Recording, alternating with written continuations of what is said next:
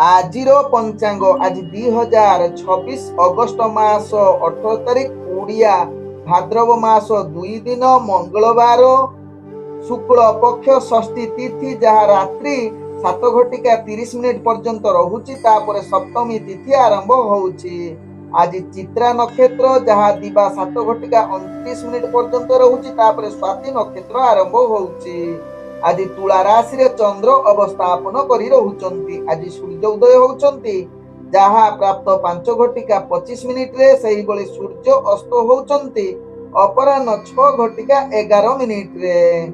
आज जुग्नि रही पश्चिम दिगे रात्रि 7:30 पर जुग्नि वायकोण रे रहिबो। आज घात चंद्र कौनसी राशि रे नाही। आज घात बार रही मकर राशि व्यक्तिंकर। आज मूर्त व्यक्तिर एक पाद पुष्कर दोष जहाँ रात्रि 7:30 पर 2 पाद पुष्कर दोष लागिबो। फल रहुची कृषि संतान हानि तत्सहित पशु हानि। आज षष्ठी रे श्राद्ध निषिद्ध खाद्य रही निम तत्सहित ताल भोजन निषेध रही। आजिर अशुभ बेला जहाँ दिबा 8:17 रु दिबा 9:51 मध्य रही काल बेला।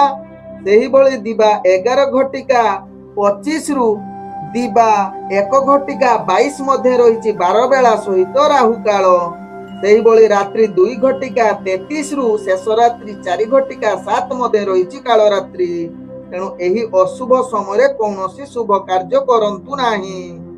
आजिर शुभ बेला जहाँ दिबा 8:34 रु दिबा 10:13 मध्य रही शुभ बेला। सेही बळी सूर्यास्त रु संध्या 6:58 मध्य रही शुभ बेला।